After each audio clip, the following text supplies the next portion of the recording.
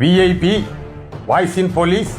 இது போலீஸ் பொதுமக்கள் நல்லுறவுக்கான குரல். அனைவருக்கும் வாய்ஸ் இன் போலீஸ் ஒரு விஐபி வணக்கங்கள்.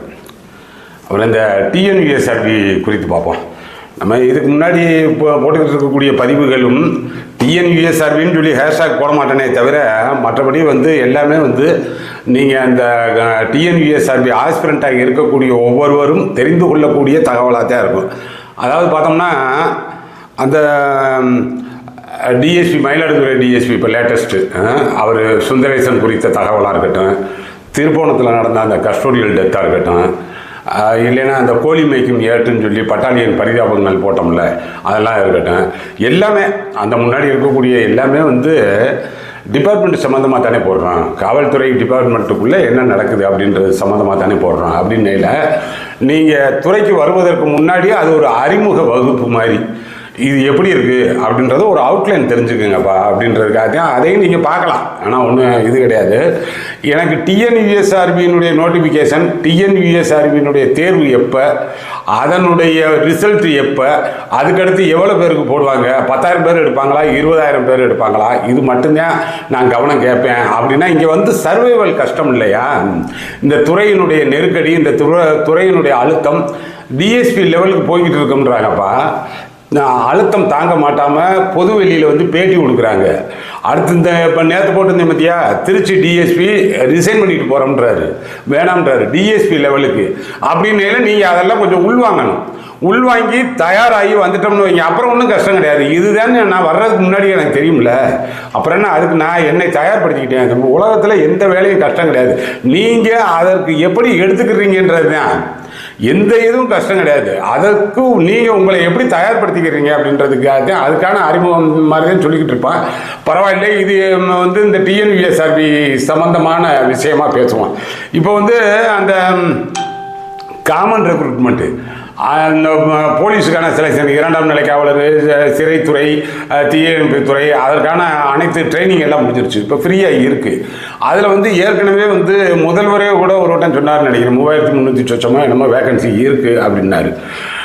தற்சமயமாக சிறிய ஒரு உடல்நல குறைபாடு காரணமாக முதல்வர் சென்னை அப்பல்லோவில் ஆஸ்பத்திரியில் இருக்கிறாரு, நலமுடன் இருக்கிறார். ஏன்னா அங்கே இருந்த மேனிக்கே ஃபைல் பார்க்குறாரு, தலைமைச் செயலாளரை சந்திக்கிறாரு, காணொலியில் பல நிகழ்ச்சியை நடத்துகிறாரு. இதெல்லாம் நடந்துக்கிட்டு இருக்கு.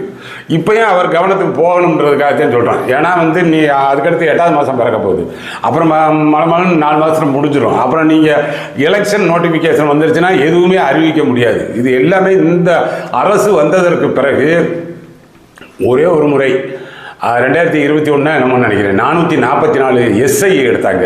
அப்புறம் ஒரு முறை அந்த காமன் ரெக்ரூட்மெண்ட்டில் இந்த ஒரு செலெக்ஷன் எடுத்தாங்க. அப்புறம் வேறு ஒன்றும் இல்லைன்னு நினைக்கிறேன். ஆனால் இவங்க சொன்னாங்க வருடம் எடுப்போம் அப்படின்ற மாதிரி. அதை நினைவூட்டுறோம். ஆனால் போலீஸை பொறுத்த வரைக்கும் எவ்ரிதிங் முடிஞ்சிருச்சு, எல்லாம் கம்ப்ளீட் ஆகிட்டு இப்போ ஃப்ரீயாக இருக்காங்க. அந்த நோட்டிஃபிகேஷன் வெளியிடலாம். காவல்துறையை எதிர்பார்த்து காத்து கொண்டு இருக்கக்கூடிய இளைஞர்கள் எதுவுமே இல்லாமல் நிர்கதியாக நின்றுக்கிட்டு இருக்காங்க. யார்கிட்ட போய் கேட்குறது?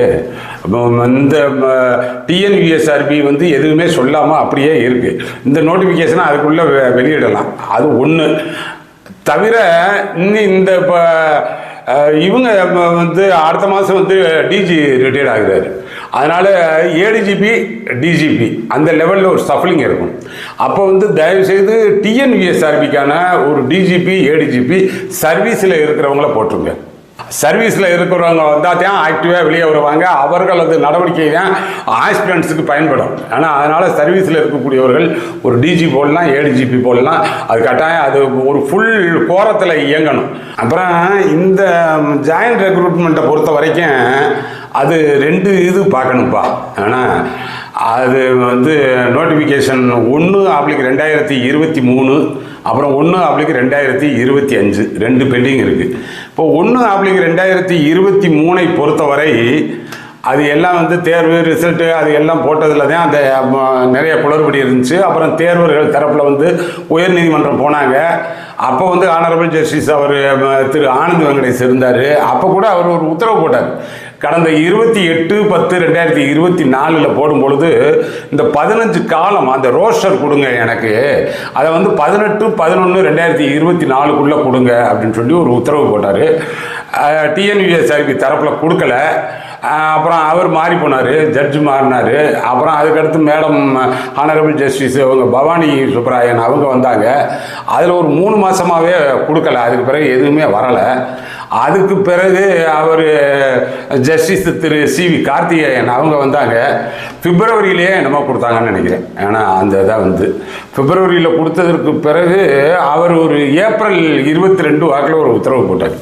அதில் தான் வந்து அவர் retired chief justice Jammu Kashmir honourable Thiru Paul Vasanthakumar அவர்களுடைய தலைமையில் ஒரு 3 மாதம் டைம் கொடுத்து இதுக்குள்ளே எல்லாத்தையும் ஸ்க்ரூட்டனைஸ் பண்ணி ஒரு ஃபைனல் ரிசல்ட் கொடுங்க. அவங்க கொடுத்த அந்த 2 ரிசல்ட்லேயுமே குளறுபடி ஆயிடுச்சு அப்படின்னு சொல்லியிருக்காங்க. அது 22 கொடுத்ததுக்காக நீ விரல் விட்டு எண்ணிக்கிட்டு இருக்கக்கூடாது. ஏப்ரல் 22 கொடுத்தாங்க, மே முடிஞ்சிச்சு, ஜூன் முடிஞ்சிச்சு, ஜூலை 22 ஆச்சு. அப்போ 23ல் என்ன ஆச்சுங்க, 3 மாதம் முடிஞ்சிச்சு அப்படிலாம் கேட்க முடியாது. ஆனால் அதான் சொல்கிறேன்ல, ஒரு ஜட்ஜு லெவலுக்கு ஒரு ரோஸ்டர் கொடுக்கறதுக்கு 3 ஜட்ஜு மாறி இருக்காங்க. 3 மாதம் ஆச்சு டிஎன்யூஎஸ்ஆர்பி அந்த ரோஸ்டர் கொடுக்கறதுக்கு, அப்படிலாம் ஆகும். அதான் நம்மளுடைய நீதி பரிபாலன சிஸ்டம்ன்றது தெரிஞ்சுக்குங்க. அதனால் அப்புறம் அந்த ஆர்டரே வந்து இவர் போட்டிருக்கிறார்ல, ஜஸ்டிஸ் திரு சிவி கார்த்திகேயன் போட்ட ஆர்டரு டேட் ஆஃப் ரிசிப்டில் இருந்து அது கமெண்ட்ஸ் ஆகும். டேட் ஆஃப் ரிசிப்ட்னா அவர் கைக்கு போகணும். யார், அவர் திரு பால் வசந்தகுமார் அவங்க கையில் இருந்து தான் அந்த ஆர்டர் 3 மாதம். அப்புறம் எங்களுக்கு இன்னுமே வந்து காலதாமதத்துக்கு கொஞ்சம் தேவைப்படுதுனாலும் கேட்டுக்கிடுவாங்க, ஒரு டைமிங் கேட்கலாம். ஆனால் விரைவாக முடிச்சுக்கிட்டு இருக்கிறதாக எனக்கு பார்க்க கேள்வி. அதில் வந்து இந்த பெரும்பகுதியாக டிஎன்யூஎஸ்ஆர்பியினுடைய ஸ்டாஃபு அவர்களே அதிகமாக பயன்படுத்தலை அப்படின்ற மாதிரி கேள்விப்பட்டேன். ஆனால் முழுக்க முழுக்க ஜுடிஷியலாக அவருக்கு வந்து ஜஸ்டிஸுக்கு அவருடைய பணிபுரிந்த ஜுடிஷியல் ஸ்டாஃப் வச்சு தான் பார்த்துக்கிட்டு இருக்காங்க அப்படின்ற மாதிரி கேள்வி. அதில் வந்து முக்கியமாக இந்த பிஎஸ்டிஎம் 2வது வட்டம் கிளைம் பண்ணியிருக்காங்க பாருங்கள், அவங்கெல்லாம் வெளியேறாங்க. அதெல்லாம் இல்லைன்னாங்க, 2வது வட்டம் கிளைம் பண்ண முடியாது. அதானே உண்மை. ஒரு பிஎஸ்டிஎம்மை ஃபஸ்ட்டு அப்பாயின்மெண்ட்டுக்கு தான் அதை வந்து நீங்கள் வாங்க முடியும்.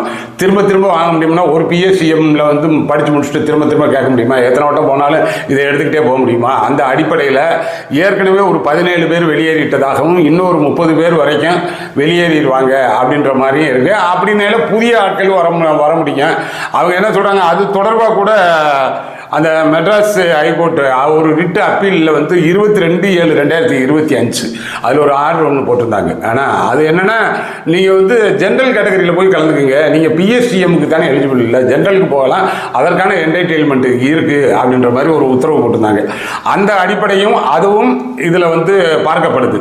அதனால் இந்த ரிசல்ட்டு இவங்க வந்து அந்த 3 மாதத்தில் கொடுக்கக்கூடியது அந்த ஸ்க்ரூட்டனைஸ் பண்ணி நீதிமன்றத்தில் கொடுக்கும் பொழுது மறுபடியும் இது தொடர்பாக ஒரு உத்தரவு வரும் பொழுது கூட இந்த பிஎஸ்டிஎம் குறித்து ஒரு கிளியர் கட்டாக ஒரு ஆர்டர் போடலாம். ஏன்னா அது வந்து 20% ப்ரிஃபரன்ஷியல் பேசிஸ்ன்றாங்க. நீங்கள் இப்போ அது வந்து முன்னுரிமை இடஒதுக்கீடு கிடையாது. இதில் பெரிய குளறுபடி நடக்குது அவங்களுக்குள்ளேயே.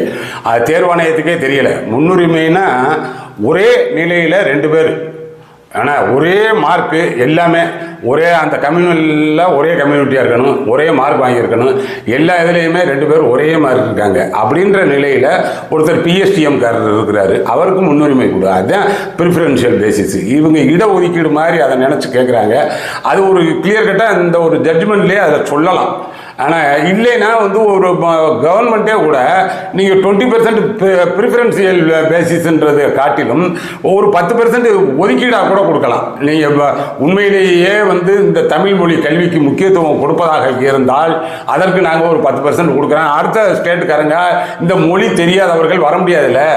நீங்கள் மொழி தெரியாதவனை அப்பாயின்மெண்ட்டே போட்டுக்கிட்டு டிஎன்பிஎஸ்சிலே அப்படி இருக்குன்னு நினைக்கிறேன். அப்பாயின்மெண்ட்டே போட்டு 2 வருஷத்துக்குள்ளே எழுதிக்கலாம் அப்படின்றதெல்லாம் அதெல்லாம் தவிர்க்கப்படணும். சுத்தமாக தமிழ்நாட்டில் இருக்கேன் எல்லா அதர் ஸ்டேட்லாம் அப்படித்தாங்க பண்ணுறாங்க. அதனால் நீங்கள் தமிழ் மொழி தாங்க படிச்சிருக்கணும், தமிழ் நல்லா தெரிஞ்சிருக்கணும். இல்லைன்னா தமிழுக்கான தகுதி தேர்வு ஒன்று வச்சிடறான் மொத்தத்துக்கு.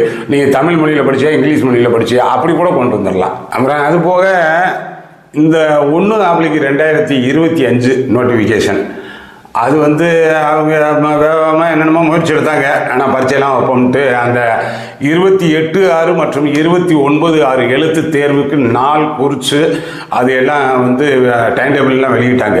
அது என்னென்னா ரஞ்சித் சிங் கேஸ் வந்ததுக்கு பிறகும் கூட போட்டாங்க. அப்புறம் நம்ம கூட ஒரு பதிவு ஒன்று போட்டோம். ஆனால் அதுக்கு பிறகு அந்த 1/5லேயே வந்து அது வந்துருச்சாங்க. அந்த தீர்ப்பு எப்படி போடுவீங்கன்னு சொல்லி தெரியலை, நடக்குமா என்னன்றது தெரியலை அப்படின்ற மாதிரி கூட கடந்த 14/5/2025 நினைக்கிறேன் ஒரு பதிவு ஒன்று போட்டான். அப்புறம் மறுபடியும் அதனை தொடர்ந்து அப்படியே அந்த இதெல்லாம் தள்ளி வச்சாச்சு. ஏன்னா தேர்வு எல்லாம் டேட் வில் பி அனௌன்ஸ்டு லேட்டர்ன்ட்டாங்க. ஆனால் அப்போ இதில் வந்து இப்போ ரிவிஷனுக்கு போயிருக்காங்க. ஆனால் அந்த ரஞ்சித் சிங் கேஸினுடைய அதில் நிறையா கொஞ்சம் குளறுபடி இருக்குது. ஏன்னா அவர் சீனியாரிட்டி தான் கேட்டிருக்கிறாரு. அதில் ஏற்கனவே முன்னாடியே நிறைய விவாதிச்சிருக்கோம், புரிஞ்சிருக்கோம் உங்களுக்கு. இப்போ அதன் அடிப்படையில் TNUSRB ஒரு ரிவிஷனுக்கு சுப்ரீம் கோர்ட்டை அப்ரோச் பண்ணியிருக்கிறதாக கேள்வி. அந்த ஹியரிங் வந்து 14/8/2025 வருது அப்படின்னு சொல்லி சொன்னாங்க. வந்து அதனுடைய லேட்டஸ்ட் டெவலப்மெண்ட் உங்களுக்கு சொல்லக்கூடியது மாதிரி இருந்துச்சுன்னா உடனே சொல்லிடுவேன். அப்புறம் முன்னாடியே ஆரம்பத்தில் சொல்கிறது மாதிரி இந்த காமன் ரெக்ரூட்மெண்ட்டுக்கு அந்த வே வந்து கிளியராக இருக்குது. அதில் எந்த விதமான ஹர்டில்ஸ் எதுவும் இல்லை. அந்த நோட்டிஃபிகேஷன் வெளியிடலாம், அது ஒரு குரூப்பு போகலாம் அப்படின்றத பார்க்கலாம். அந்த கோரிக்கை தான் வைக்கிறான். முற்றிலும் வந்து அந்த எஸ்ஐ ஆஸ்பிரண்ட்டும் சரி, அந்த போலீஸ் ஆஸ்பிரண்ட்டும் சரி, அதற்கானவங்க நிர்கதியாக நின்றுக்கிட்டு இருக்காங்க. என்ன செய்கிறது, யார்கிட்ட போய் கேட்க முடியும்? கையெறு நிலையில் நின்றுக்கிட்டு இருக்கிறாங்க. அதனால் அவர்களுக்கு விழக்கூடிய அடி மேலே அடி வாங்கி அழுவதற்கு கூட திராணி இல்லாத நிலையில் இருந்துக்கிட்டு இருக்காங்க. தமிழக முதல்வர்களுடைய கவனத்துக்கு கொண்டு போகிறோம். மிக சீக்கிரம் நீங்கள் விரைவில் வந்து பூர்ண நலம் பெற்று இங்கே வந்துடுவீங்க. அதோட இந்த TNUSRBயும் ஒரு முக்கியத்துவ கவனம் கொடுத்து நீங்கள் சொன்னது தான் அந்த நினைவூட்டலுக்கு கடமைப்பட்டிருக்கேன். அந்த மிக விரைவில் அந்த நோட்டிஃபிகேஷன் வரணும் அப்படின்றத கேட்டுக்கிறேன். நம்ம சேனல் இன்னும் சப்ஸ்கிரைப் பண்ணலைன்னா பண்ணிக்கிங்க. அடுத்தடுத்த நல்ல பதிவுகளில் பார்ப்போம். வணக்கம்.